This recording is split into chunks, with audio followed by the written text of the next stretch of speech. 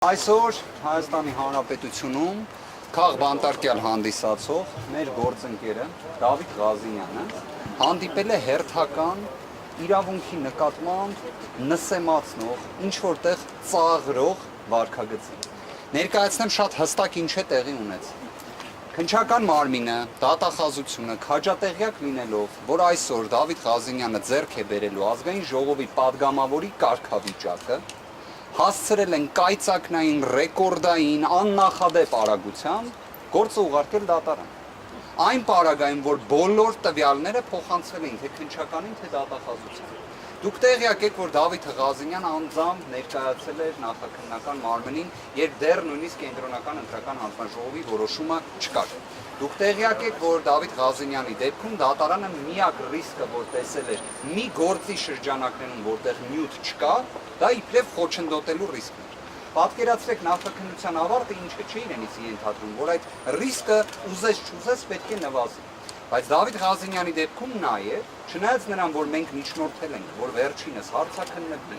որ եթե կա այդ խոչընդոտելու ռիսկը իրենց պատկերացրած, առերեսում տեղի ունենա,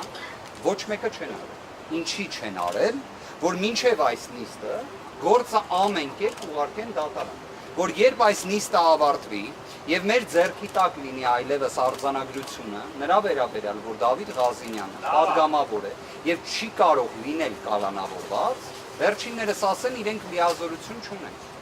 Այսինքն գործը արդեն դատարանում է եւ դատախազը չունի լիազորություն վերացնելու կալանք։ Սա իսկապես ամփոփեմ խոսքս, սա աբսուրդի նոր նշաձող է։ Մյուս հանգամանքը, որ ուզում եմ նշեմ, տեղի ունենալու այսօր ժամը 17:00-ին։ Դուք երևի թե ԿՀ օրակարգը ուսումնասիրելու դեպքում նկատած կլինեք, որ 17:00-ին կա դատախազության մի միջնորդություն։ Ոչ մի ուրիշ տվյալ բացահայտված չէ։ Այսօր ես ուզում եմ ձեզ հայտնել, որ նշվածը վերաբերում է Նարեկ Կարապետյանին։ Նարեկ Կարապետյանին վերաբերող միջնորդություն է ներկայացվել այն նույն տրամաբանությամբ, որով երբ ներկայացվել էր, այն վերադարձվել էր։ Կհիշեք Հովակիմյան Վահագի կողմից մի հրատապ նիստ տեղի ունեցավ, որևէ մեկին չէին իրազեկել, դուք տեղեկացված չէիք, մենք տեղեկացված չէինք, որտեղ վերադարձրել էին այն տրամաբանությամբ, որ այլևս նշված հարցը ԿՀ-ի տիրույթում չէ։ Հիմա պատկերացրեք 15:00-ին Նարեկ Կարապետյանը ձեռք է բերելու падգամավորի կարգավիճակ, այսինքն ունենալու է այլևս անձեռնմխելիության ամենաբարձր աստիճանը, բայց կենտրոնական ընտրական հանձնաժողովը իր վերաբերյալ միջնորդություն պետք է քննության առարկա դարձնի։ Ինչ է լինելու դրա ճակատագիրը, հերթական քաղաքական, հետապնդման, միջամտության, ամեն կերպ, որ Նարեկ Կարապետյանի գործունեությանը միջամտեն, խոչընդոտեն, գիտեք, սա մեղմ ասած իրավունքի նկատմամբ ծաղր է։ Այլ հիմա դուք օրինակ կհարցնեք ինձ, թե Նարեկ Կարապետյանի վերաբերյալ ինչ քրեական վարույթ է։ Տեղեկություն չունեմ։ Ավելին, նշված տվյալը իմանալով հանդերձ, որ 17:00-ի նիստը փաստորեն Նարեկ Կարապետյանին է վերաբերում, մենք ունեինք մեր դիրքորոշումը, որ ներկայացնենք դիրքորոշում, որ ժամանակ տրամադրվի, ծանոթանանք այդ անհասկանալի նյութերին, որոնք վստահ ենք, որ որևէ կերպ առնչություն չեն ունենալու Նարեկ Կարապետյանին։ Բայց Նարեկ Կարապետյանի դիրքորոշումը տարբերվում է տվյալ դեպքում իմ որպես իրավաբանի, փաստաբանի դեռևս այդ կարգավիճակում ունեմ դիրքորոշումից։ Վերջինս դեմ է դրան, որ նման դիրքորոշում ներկայացնենք եւ ժամկետ ուզենք այս մասին։ Հաստատի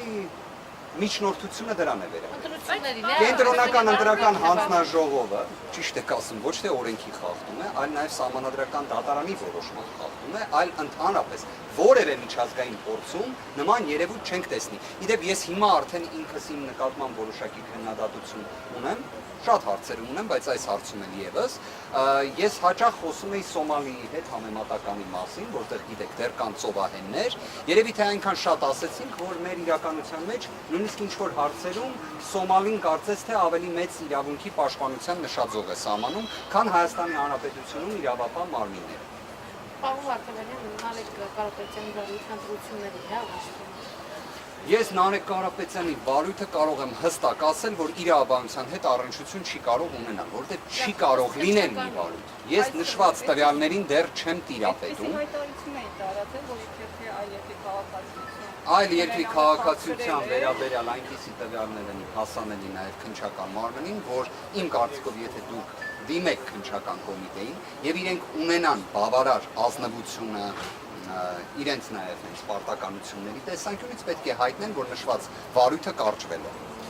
Այլ տարբերակ ուղղակի չունի։ Երկու քրեական ոլորտը պարոն Բախտովանյան նախաքննությունը շարունակվել, մեկը բանակի ազատագրած է կապակցված Երկուսն էլ պետք է կարճվեն, այսինքն այստեղ այլ տարբերակ իրավական չկա, բայց հիմա ի վերջո ինչ են ցանկանում դատախազությունը, որ ԿԸՀ-ն այսօր անի, եւ երևի թե ինչ որ ստվերային չի բացառվում նաեւ որոշակի վարժություններ, պետք է տեղի ունեցած լինեն ամեն ինչ հնարավոր է, բայց մի բան հստակ է, նույն կենտրոնական ընտրական հանձնաժողովը նույն կազմով կհիշեք, վերադարձրել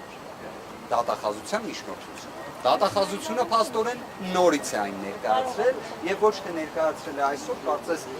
տվյալը դրա վերաբերյալ պետք է ավելի վաղ տեղի ունեցած լինի։ Ինչ է։ Մանդատ վերցնել պետքված թեմատիկ նախորդ անգամ դատապետիկ մանդատ վերցնել, պատասխանատուներ ներկայացրեցիք այս անգամ հայտարարություն չեք տվել, առավոտյան մոռացել այսինքն դուք պատրաստվում եք Ինքնաբացարկների ներկայացման վերջնաժամկետը հանդիսանում էր հուլիսի 20-ը ժամը 18:00։ Բոլոր մեր այն գործընկերները, որոնք նման դիմում ներկայացրել են, ովքեր մինչ այդ ժամկետի ավարտը չեն ներկայացրել, ըստ դրա չեն ներկայացրել։ Ես այստեղ պարոն Մակարյան, դուք նոր մոտեցաք, ես այստեղ կարծում եմ նաև թե Տիկին Մելոյանը, թե նաև ին վերաբերյալ հարցադրումը, որը ներկայացրեցի, անկեղծորեն եմ ասում,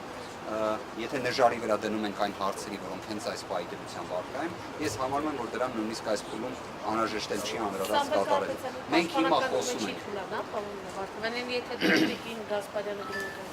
Ես կարող եմ հետևյալը ասել, պաշտպանական թիմը կամրապնդվի, թե ոչ, նշված հարցերը անկեղծորեն եմ ասում, այն պայդրությամբ, երբ մենք հիմա խոսում ենք ու ստացվում է Հայաստանի Հանրապետությունում կարող է տեղի ունենալ իրավիճակ, որ դատախազությունը տեղեկացված լինելով, որ 2026 թվականի հուլիսի 21-ին ժամը 15:00-ին տեղի է ունենալու նիստ, որտեղ Դավիթ Ղազենյանի օրինակ պատգամավորի կարգավիճակը այլևս հստակ է լինելու եւ պարզապես իրենց պարտականությունը կատարելուց խուսափելու համար նման ռեկորդային արագությամբ գործ ուղարկել դատարան, սա իսկապես մենք խոսում ենք այնպիսի խախտման մասին, որ ես ուզում եմ դրա մասին հատկապես շեշտադրել։ Ավելին Դավիթ Ղազենյանը 15:00-ից հետո պետք է լինի ազատության մեջ, բայց մենք ունենում ենք մի իրավիճակ, որ ստացվում է այն պաշտոնյան, որը դա պետք է ապահովի, գոյություն չունի, եւ սա հատուկ մշակված ծրագրային գործողություն է։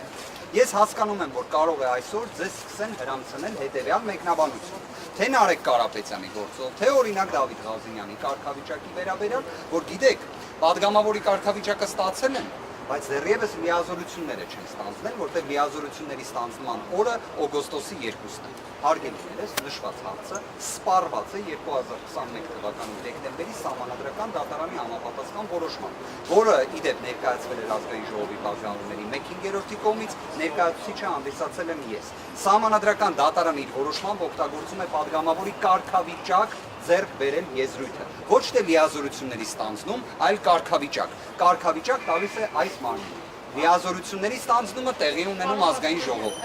Քննչական կոմիտեն հենց այսօր է նախաքննության Նախաքննության ավարտը Դավիթ Ղազենյանի գործով հայտարարվել է 2026 թվականի հուլիսի 20-ին ժամը 17:00-ի սահմաններում։ Գործը կարծես բաղկացած է 7 հատորից։ Մենք խնդրել էինք, որ մեզ տրամադրեին ժամկետ, խնդրում եմ ուշադրություն դարձնել, մինչև 2026 թվականի հուլիսի 21-ի 17:00։ Այսինքն մենք մեր ակնկալած ժամկետը